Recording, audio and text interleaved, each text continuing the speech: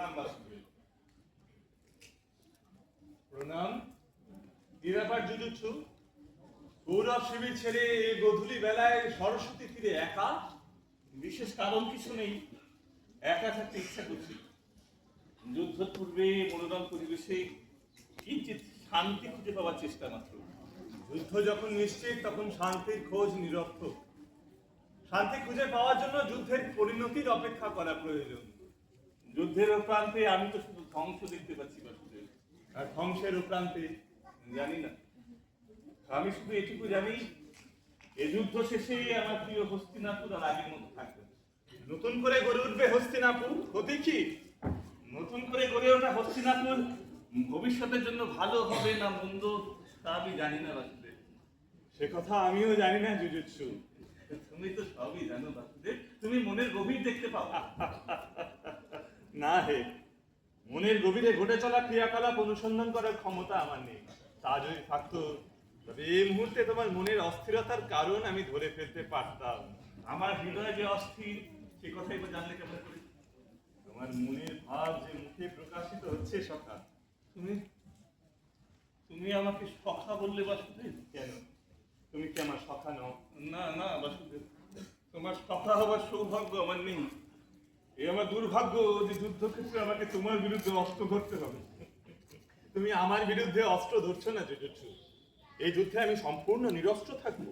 যুদ্ধ শেষ না হওয়া পর্যন্ত আমার একটি মাত্র পরিচয়, আমি অর্জুনই সারথি মাত্র। আর তুমি যদি প্রকৃত ক্ষত্রিয় হও তবে নিশ্চয়ই আমার মতো নিরস্ত্র সারথির উপর অস্ত্র নিক্ষেপ করবে না। সে আমি তোমার যত বড়ই শত্রু হই না কেন। পাণ্ডব পক্ষে কেউ আমার শত্রু নয় বাসুদেব। আমার তুমিলের একটি বাণও কোনো শত্রুর উদ্দেশ্যে নির্গত হবে না। আর এই একটা ভাবনা আমার হৃদয়কে ক্রমাগত আন্দোলিত করে চলেছে। যতবার ভাবছি যুদ্ধক্ষেত্রে আমার সামনে দাঁড়িয়ে থাকা মানুষগুলো আমার সহোদর, আমার শৈশবের সঙ্গী, ততবার সব ভাবনা, সব চিন্তা এলোমেলো হয়ে যাচ্ছে আমার। এই সুভদ্রা পুত্র ধৃতরাষ্ট্র নন্দন, কাল কুরুক্ষেত্র প্রান্তরে তোমার সরাসন থেকে নিক্ষেপিত প্রতিটি বাণ ধর্মের হৃদয়কে বিদ্ধ করবে, পাণ্ডবদের নয়। আর যখন ধর্ম অধর্মের দ্বন্দ্ব, তখন আত্মীয়তা, সখ্যতা, প্রেম, স্নেহ এ সমস্ত কিছুর ঊর্ধ্বে উঠে পক্ষ নির্বাচন করাই প্রকৃত যোদ্ধার মানবিক কর্তব্য। তোমার যুদ্ধ পাণ্ডবদের বিরুদ্ধে নয়, তোমার যুদ্ধ ধর্মের বিরুদ্ধে। কারণ তোমার তুমিরের প্রতিটি বাণ এই যুদ্ধে অধর্মের বার্তা বহন করবে।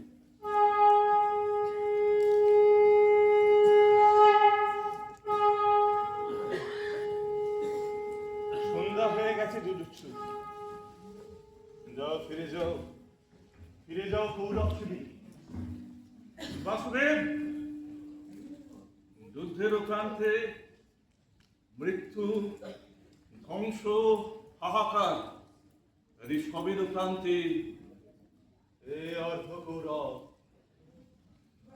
ধ্বংসের প্রান্তে সর্বদাই নতুন সৃষ্টির আবাহন বার্তা রচিত। সেই নবসৃষ্টি শান্তির বাহক। এ জগতের এটাই নিয়ম।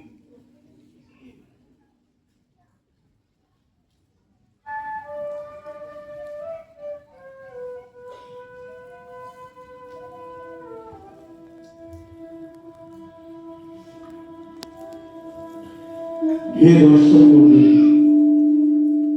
আপনাদের প্রণাম।